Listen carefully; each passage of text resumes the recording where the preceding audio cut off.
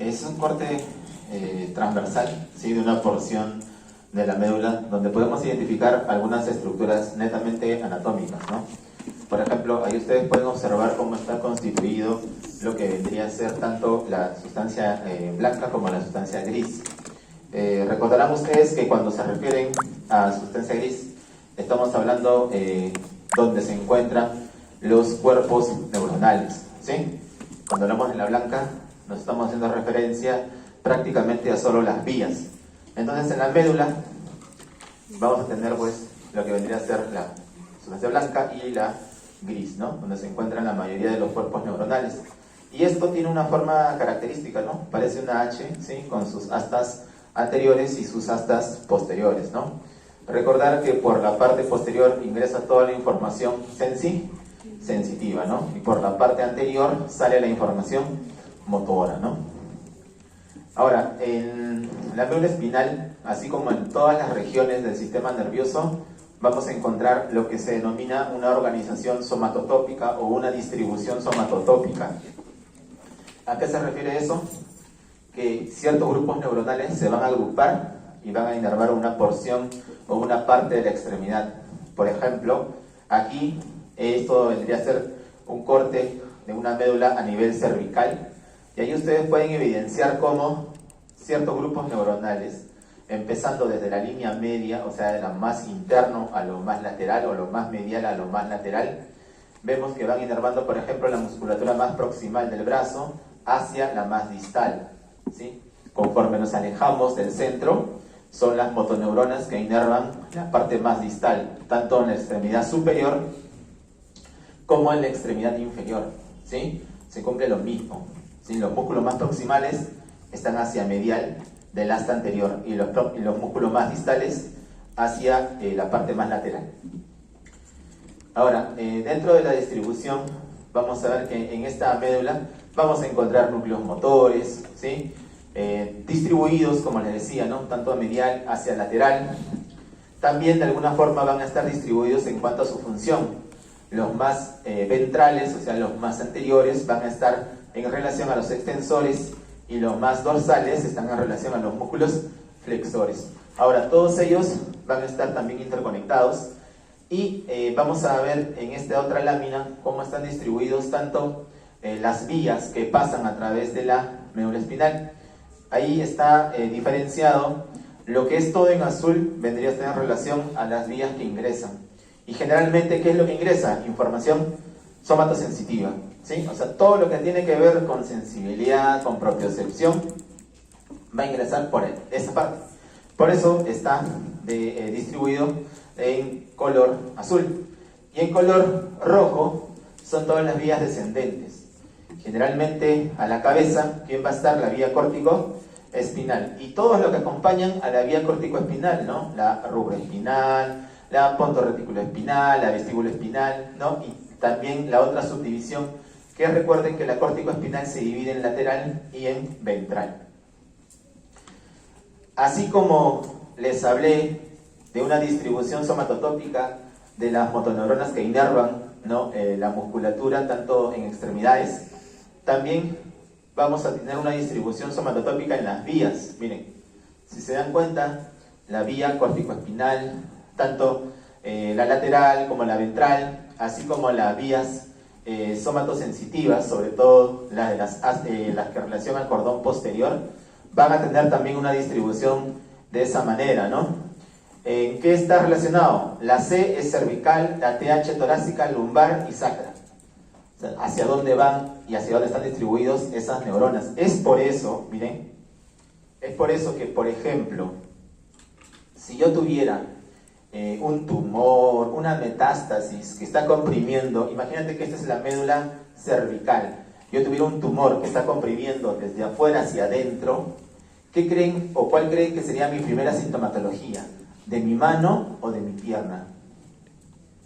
Miren la vía córtico-espinal, ¿qué cosa está primero? ¿Qué fibras están más laterales? Ahí fíjense en el gráfico. Dice sacra y lumbar. ¿Y eso inerva qué cosa? La pierna. Es por eso que todos los pacientes que tienen una afectación de la médula cervical por una compresión externa, o sea, de afuera hacia adentro, lo primero que va a dañar son las fibras que inervan la pierna. Por eso el paciente, primeros síntomas que refiere son relacionados a la pierna, por esa distribución. Ya luego se compromete recién el bracito, conforme va aplastando más la médula. Y lo contrario, ¿no? Si fuera de adentro hacia afuera, imagínate que está creciendo un quiste, ¿no? Desde acá y justo se va hacia la izquierda. ¿Qué cosa va a comprometer primero? Hablando de la parte motora, el brazo. ¿Sí? O sea, para eso es importante esta lámina. Ahí está un recuento de lo que hemos hablado. Eso es anatomía, así que se lo dejo para que lo revisen. ¿Sí? Ahí está todo, como para que recuerden un poco. Y hablemos ya netamente de algunas alteraciones relacionadas pues con estas estructuras, ¿no? Una de ellas importante es el shock medular. De repente, no sé si ustedes todavía habrán hecho prácticas con animales, ¿no? Entonces todo es fisio-ex, creo, esas cosas, ¿no? Virtuales, ¿no? Ya bueno, en mis tiempos, se hace un montón de tiempo, hacíamos prácticas en animalitos, pues, ¿no? Y una de esas era el sapo espinal. O sea, para ver todas las fases del shock espinal hacíamos el sapo espinal, ¿ya? Y ahí nos dábamos cuenta de algo muy interesante, ¿no? Cuando hacíamos la sección medular, ¿qué pasaba? Prácticamente se perdía todo función, tanto motora o sensitiva, desde donde hacía el corte hacia abajo. Pasa en cualquier especie que tenga médula, ¿no? Cualquier especie. ¿Cuál va a ser la diferencia? La recuperación. ¿La recuperación de qué? De los reflejos. O sea, al momento que tú cortas toda información, ¿no?, que viene desde la corteza hacia la médula, se va a dar lo que se denomina pues la abolición de los reflejos en un primer momento.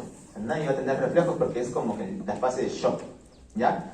Pero conforme pasan los meses en la especie humana, se va recuperando los reflejos. Conforme más primitivo el animalito, ¿no?, menos tiempo. En este caso la ranita lo recuperaba pues en segundos, en minutos a lo mucho, y ya tenía reflejos. A diferencia de un humano, ¿no?, que te digo que demora meses hasta años en recuperar un reflejo. Entonces, eso es lo que sucede en esta, digamos, en el shock medular, que es la sección de la médula, ¿sí? Se bloquea todo, puede haber alteraciones en algunas funciones muy importantes, como por ejemplo el control de la presión, que está muy vinculado pues a la médula cervical, porque por ahí pasa también parte de la información simpática, ¿sí? Y cuando nos referimos a shock, es toda la médula, ¿sí? Un corte en toda la médula. Muy distinto a este otro síndrome, el síndrome de hemisección medular, o sea, la mitad de la médula. Justo hace 5 días ingresó una abuelita a mi servicio, ¿no?, refiriendo esta sintomatología. Entonces es bien fácil si recuerdas la anatomía. Mira, todo lo que está en naranja está comprometido. Pregunta, empezando desde atrás, ¿qué está comprometido? ¿Qué es eso? ¿Qué pasa por ahí? ¿Qué tipo de información? Tacto fino. Propiocepción. Entonces la pregunta del millón es, esto es derecha, esto es izquierda. En el paciente, en la persona, yo soy la persona, imagínense, es mi médula.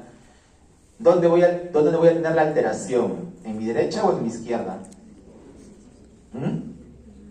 ¿Izquierda dicen por acá? ¿Por acá? ¿Qué dicen? ¿Izquierda o derecha? ¿Dónde decusa esta vía? A ver, anatomía. ¿Dónde decusa esta vía? La vía lemnisco-medial. ¿Dónde decusa? En bulbo, ¿no? Arriba, ¿sí o no? En los núcleos pericilis y cuneiformes, arriba decusa. Por lo tanto, si decusa arriba y yo tengo una lesión en el lado derecho, ¿dónde será la manifestación? Lado de derecho, pues, porque son de ese lado entra.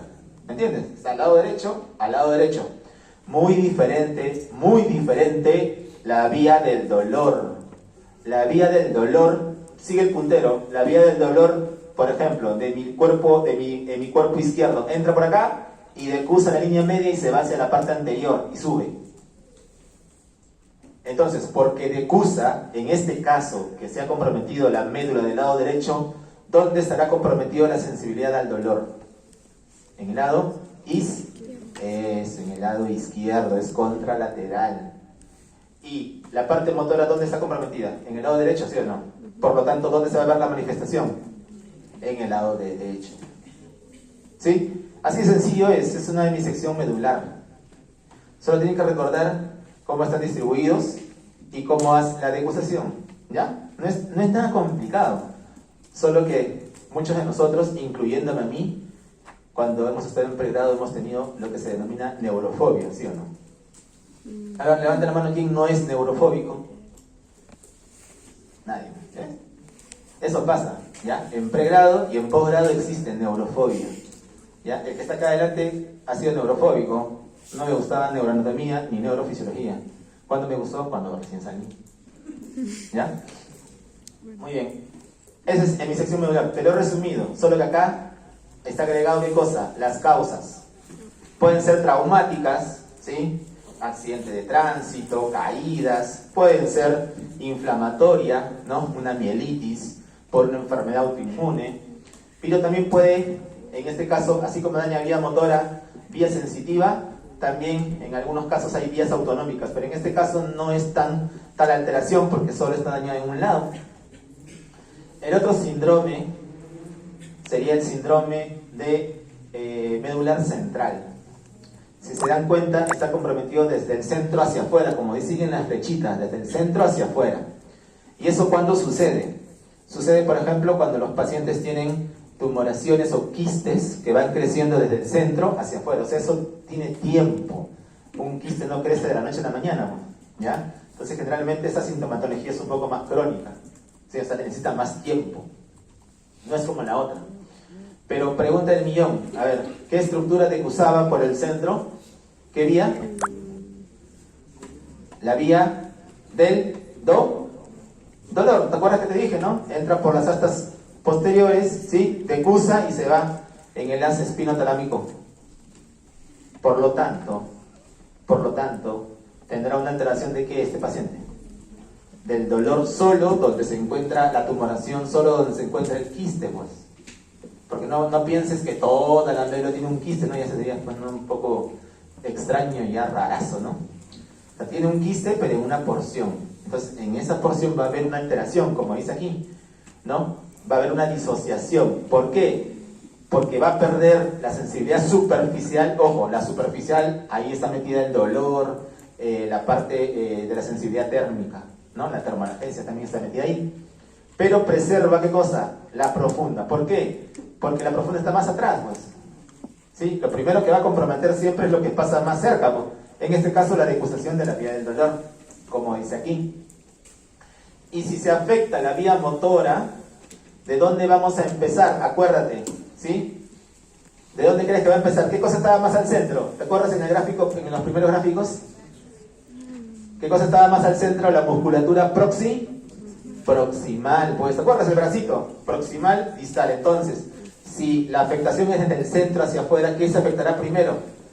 La proximal, pues, de ahí luego la distal, ¿ya? A eso se refiere lo que dice ahí. Ahí, por ejemplo, miren, esa es una siringomielia. Siringomielia son estos quistes que se producen, miren aquí. Todo eso medio oscurito es esto, ¿sí? El quiste. Entonces, ¿qué es lo que tiene el paciente? Va a tener una, digamos, una afectación de la sensibilidad como una banda, ¿no? Una banda hiperalgésica. Todo lo que está en azul es lo que está comprometido en el quiste. Por eso que al paciente le tocas ahí y siente demasiado dolor, ¿no? Porque está alterada la vía. Un estímulo no tan doloroso produce demasiado dolor exagerado, ¿no? Eso es una hiperalgesia. Otro síndrome es el síndrome de las columnas posterolaterales. ¿A qué se refiere esto? Se refiere a afectación de lo que está en rojo. ¿Qué vendría a ser esto? Los cordones posteriores. ¿Qué vendría a ser esto? La vía córtico espinal lateral. Si se afectan esos dos, pregunta, ¿dónde será la alteración? ¿Este es derecha, este es izquierda? ¿Dónde estará la alteración en este paciente? ¿En qué lado de su cuerpo? ¿Izquierdo o derecho? El izquierdo, ¿no? Porque todo esto no decusa y esto viene ya indecusado, pues, ¿no? O sea, toda la manifestación va a ser de su lado izquierdo, ¿no? ¿Cuándo se ve esto? En todas pacientes que tienen deficiencia de vitamina B12. Por eso es muy importante la B12, ¿no? Esto generalmente en quienes va a ocurrir más en las personas pues, que son prácticamente vegetarianas completas, ¿no? Los que no comen ni un gramo de nada de origen de animal, pues, ¿no? Y la vitamina B12 está en muchos alimentos de origen animal, ¿sí? Por eso los que son ya extremadamente vegetarianos, los que no comen ni un gramo de comida derivada de los animales, necesitan suplementarse, ¿ya? Con B12, ¿sí? porque sus reservas van a durar unos años, pues, pero después va a comenzar a depletarse y va a empezar el problema, ¿ya? ¿Qué cosa va a dañar entonces? Las vías motoras, ¿sí? Pero hay algo también interesante. En el déficit de vitamina B12, como dice aquí, puede acompañarse de polineuropatía. ¿Qué quiere decir polineuropatía? Que se van a afectar 2 o más nervios de manera simétrica y sincrónica. O sea, el paciente va a quejarse, por ejemplo, lo que se ve en los comerciales, ¿no? Si te da, ¿no? Escozor, si te da corriente, si te da hormigueo en las manos, en las palmas o en las plantas, ¿no? Puede ser deficiencia de B12, en el comercial sale, ¿ya? Y ahí está, pues eso es indicio de polineuropatía. Por eso está escrito ahí, ¿ya? Eso es muy aparte, ojo, el nervio periférico es muy aparte de la médula, pero solo lo menciono porque también lo pueden ver en ese paciente, ¿ya? Y en la afectación sensitiva es pérdida de la sensibilidad profunda, ¿no? ¿Por qué? Porque agarra pues los cordones posteriores. Y ahí está, ¿sí? Ese paciente, pues, ¿por qué crees que camina así? ¿Por qué crees que está con las piernas abiertitas? Porque si se afecta la propiocepción, se afecta el hecho de percibir dónde están tus partes de tu cuerpo, se afecta la sensación de profundidad, se afecta la sensación de, por ejemplo, si un piso es blando, duro, ¿sí? Por eso que el paciente camina así, pues porque no le llega información al cerebro. No sabe si está pisando arena, no sabe si está pisando un colchón, no sabe si está pisando cemento, ¿no? Entonces por eso que para evitar caerse, la respuesta es ampliar la base de sustentación. Así evitas caerte, perder el equilibrio. Por eso el paciente está así, ¿ya? Ahora, bueno, el déficit de B12, ustedes ya saben, de repente han escuchado que también se asocia pues a anemia, ¿no? La anemia megaloblástica, ¿sí? Por deficiencia de B12, ¿no? Son glóbulos rojos grandes y descoloridos, ¿no? Otro síndrome es el puro, ¿no? Cordones posteriores nada más. Esto ya no se ve mucho, ¿ya? ¿Por qué? Anteriormente se veía bastante antes de la era antibiótica, ¿no? ¿Por qué? Porque se daba en pacientes con sífilis, ¿no? La tabes dorsalis o la tabes dorsal, que era una complicación pues a largo plazo de los pacientes infectados o que tenían sífilis, ¿sí? A la larga hacían afectación solo de los cordones. Solo he visto un par, ¿ya? En todo ese tiempo que tengo de neurólogo. Y me acuerdo que vino así el paciente, ¿no? Así, caminaba así. ¿Por qué creen que caminaba así? Porque no podía percibir qué distancia había. Pues. Entonces, ¿qué es lo que hacía? Basta, sacadas grandes, ¿no? Para poder mantenerse en equilibrio. ¿Ya? ¿Ves? La principal causa. La vía motora está conservada, solo afectación, ¿qué cosa? De la sensibilidad profunda. Por eso tiene ataxia sensitiva. ¿Ya? Eso se llama ataxia sensitiva. Y también hay el síndrome de las atas anteriores, solo anteriores. Esto generalmente sucede. A ver, ¿qué cosas tenemos en las atas anteriores? Las neuronas motoras. Por lo tanto, este paciente va a tener sintomatología de motoneurona.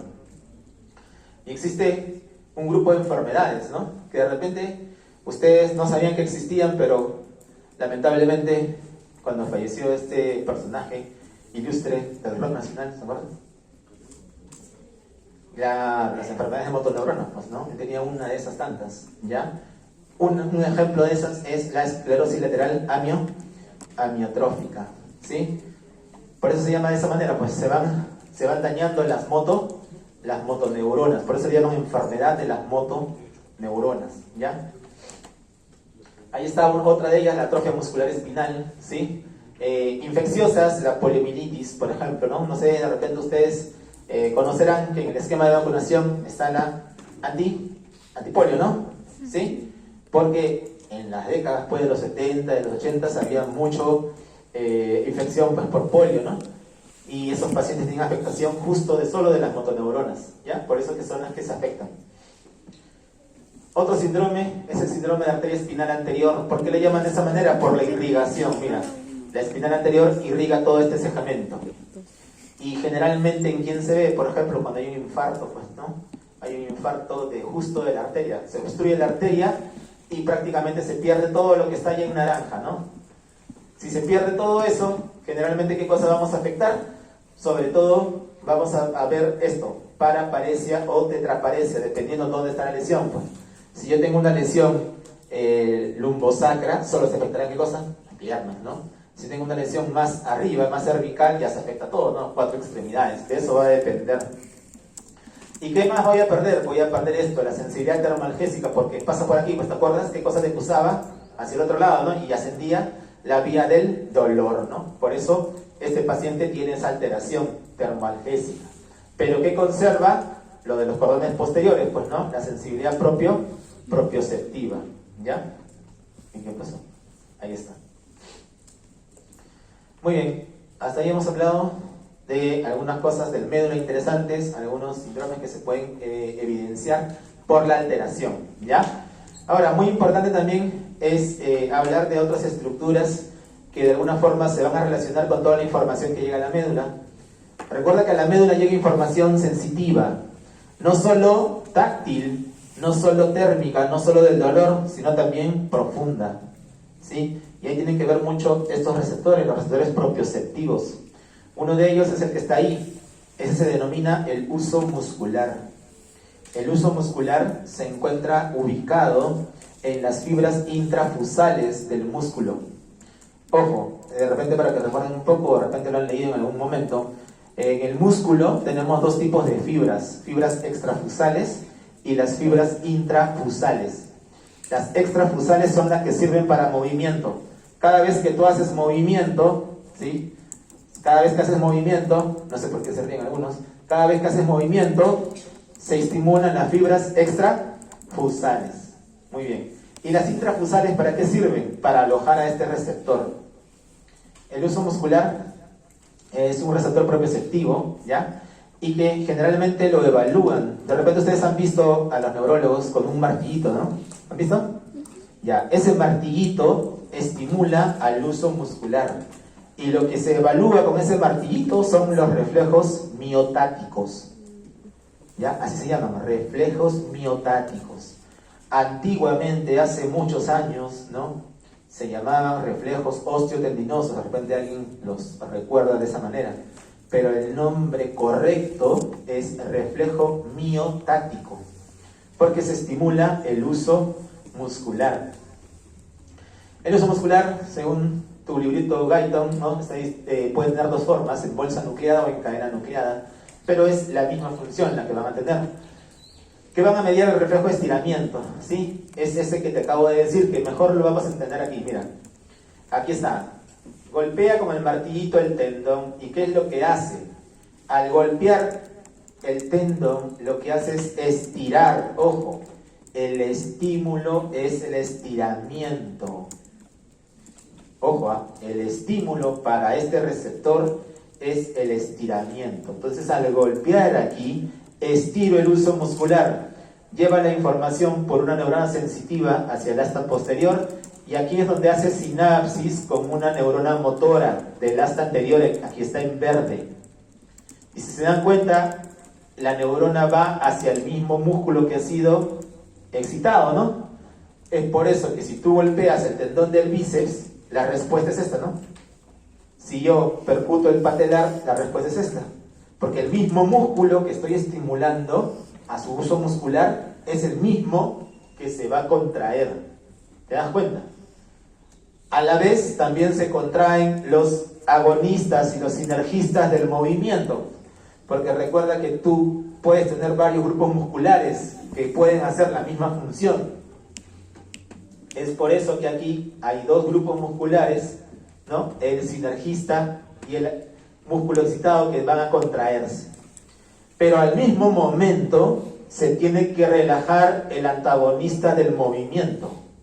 Si se dan cuenta, es solo una información que por un lado contrae y por otro lado relaja. ¿Cómo se explica eso? Se explica por esta celulita, que es una interneurona inhibitoria tipo 1A. ¿Por qué? Porque es aquí donde se cambia la información. Recuerden que la información que viene aquí es tipo excitatoria. Por eso que genera contracción, por eso que genera excitación. Pero ¿cómo cambia esa información? Porque esta interneurona es GABAérgica.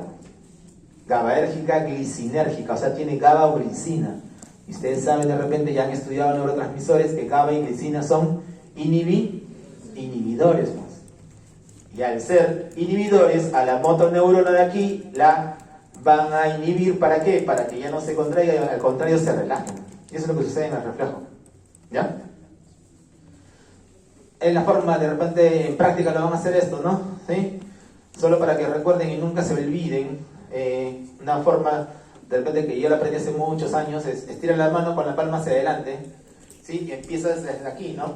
Desde más proximal, el reflejo pectoral, que es el 4, el 5, el bicipital, el 5, sigue avanzando, el 6, el braquio radial, el 6, vas por atrás, hacia abajo, el tricipital vendría a ser el 7 y el cúbito pronador vendría a ser el 8. Si te das cuenta, es 4, 5, 6 y atrás 7 y 8. Se van bajando en orden, ¿ya? Y los de abajo, los más importantes, el patelar L3 y el aquiliano S1. Esos son los más importantes, los que más se evalúan. Esta es la correcta forma, ojo, no se percute de frente el tendón, sino se percute el dedo.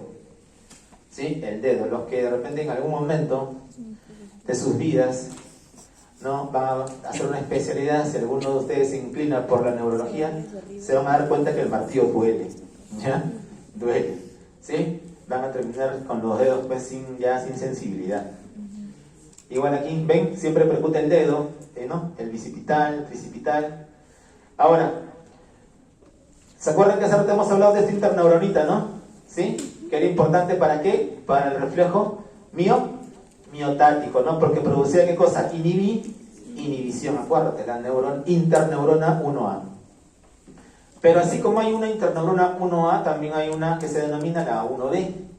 Y la 1B media otro reflejo, el otro que se denomina el reflejo miotático inverso. El reflejo miotático inverso se da por la estimulación de otro tipo de receptor. ¿Cuál es ese otro tipo de receptor? El órgano tendinoso de Golgi. ¿Ya? El órgano tendinoso de Golgi siempre te va a acompañar, siempre te va a proteger. ¿Sí? ¿Alguno de ustedes va al gimnasio? Levanta la mano, ¿quién va al gimnasio? ¿Nadie va? Uno. No se ve que estudian, ¿no? Está bien.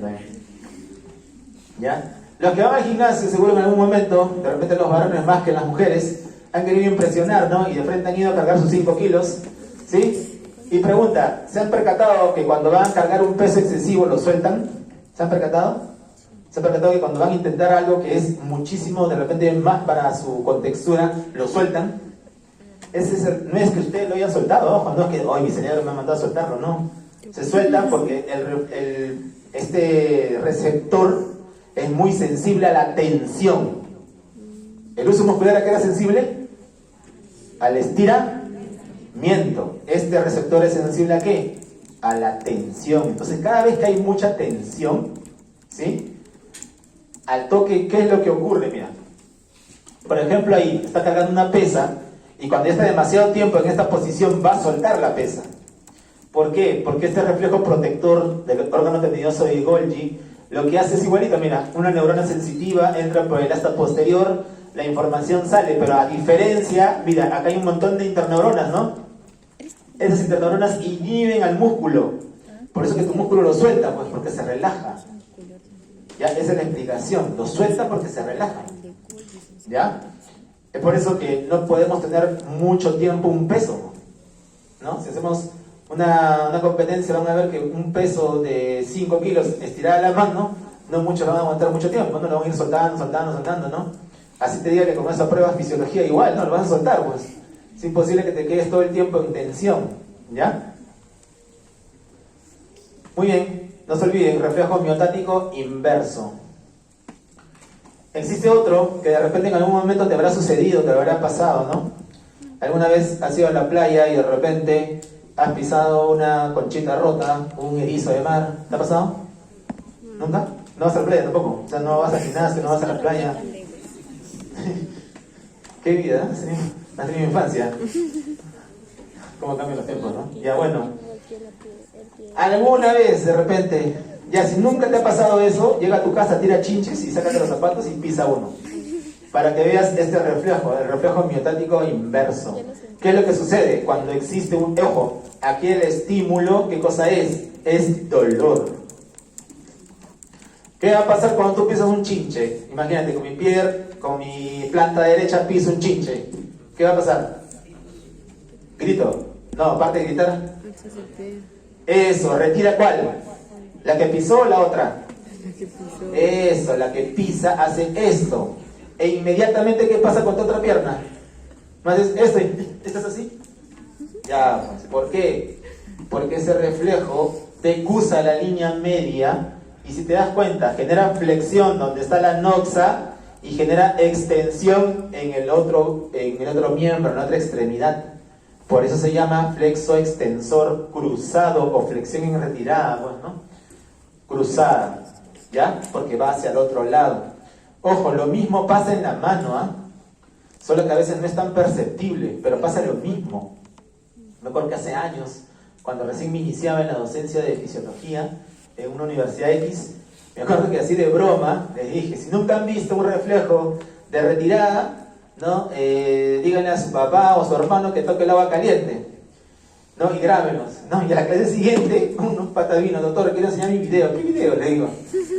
Lo grabé a mi papá tocando el agua caliente, ¿no? Y ahí se ve, ¿no? Que su papá va y toca el agua caliente y hace así, ¿no? Extiende y retira. Es un reflejo nada más, no lo piensas, ya se organiza en la médula. La interneurona de Renshaw, ¿por qué va a ser importante? Porque media inhibición, ¿ya? La interneurona de Renshaw, para que más o menos te quede claro cuál es su función. ¿Alguna vez has escuchado o de repente en algún momento vas a leer o escuchar sobre el tétano? ¿Has escuchado? ¿Sí? No sé, de repente tengas algún conocimiento, ¿no? Antiguamente, pacientes que tenían tétano era encerrado en un cuarto oscuro, ¿no? ¿Y por qué? Porque en el tétano cualquier estímulo táctil, sensitivo, lo que sea, generaba contracción de toda la musculatura. Es el equivalente, ¿alguna vez te ha dado una contracción así post ejercicio, un calambre, eso que le dicen? ¿Te ha dado? Ya, imagínate ese calambre en la pierna, pero en todo el cuerpo. Ya, así es el tétano, ¿sí? Muy doloroso. ¿Y por qué se da eso? Porque esta interneurona que media inhibición se altera. O sea, esa neuronita está inhibiendo a tus motoneuronas. Su función es esa, inhibir. Por eso es parte de la vía inhibitoria recurrente. Pero cuando se altera, no hay quien inhiba, pues. Entonces tus músculos reaccionan de manera muy intensa. Se contraen de manera muy excesiva, causando la contracción tetánica, pues, porque no hay nadie que lo inhiba. Y eso es lo que pasa en el tétano. ¿Cómo? Porque cualquier estímulo generaba más contracción. Y por eso lo ponían en el cuarto oscuro hasta que pase el efecto, ¿no? Algunos sobrevivían, algunos morían, ¿no? Pero esa era la medicina antigua, ¿ya? No se olviden, vía inhibitoria recurrente interneurona de Renshaw. Muy bien. Hablemos un poquito del tronco encefálico. En el tronco vamos a encontrar funciones muy importantes. El tronco, siendo una estructura bien pequeña, prácticamente es como tu pulgar, ¿no? ¿Han visto tronco en neuranato? ¿Sí? ¿No? Era como tu pulgar, ¿no? Casi por ahí, ¿no? Un poquito más rechonchito en la parte de la protuberancia, pero era prácticamente como un pulgar. Y en ese pulgar están un montón de funciones. ¿Qué pasó? ¿Qué nos cortaron la...?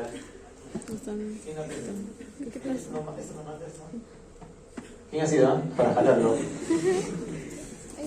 ¿Dónde funciona eso? ¿Alguien sabe? De lo que están... ¿Que están penando? ¿Eso?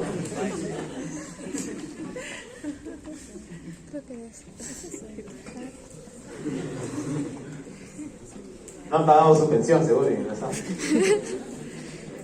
Páguenme, chicos. Bueno, como les decía, hay un montón de funciones a nivel del bulbo, funciones del control cardíaco, por ejemplo, los centros cardioinhibidores, cardioexcitadores, por ejemplo, los centros que regulan la respiración, ¿sí? Inclusive también la función gástrica, también reguladores de algunos movimientos, del equilibrio, de los movimientos oculares. O sea, todo está controlado ahí, ojo, Es por eso que nadie puede decir, ya, yo voy a aguantar la respiración hasta morir, ¿no? A ver, haz eso. Nadie puede, pues, ¿no? Porque estos son involuntarios. Se van a activar, ¿sí? Así, solitos. No necesita control de arriba. Muy bien. Ahora, algunos tractos importantes relacionados con esta estructura. Vamos a ir mencionando algunos importantes, ¿ya? Sobre todo relacionados con la vía motora, con las vías sensitivas, proprioceptivas, ¿no? Uno de ellos es el rubro espinal. Así directamente, el núcleo rojo, sobre todo, ¿en qué parte es importante? ¿Superior o inferior de las extremidades? Extremidades superiores. ¿Qué es lo que van a generar? Flexión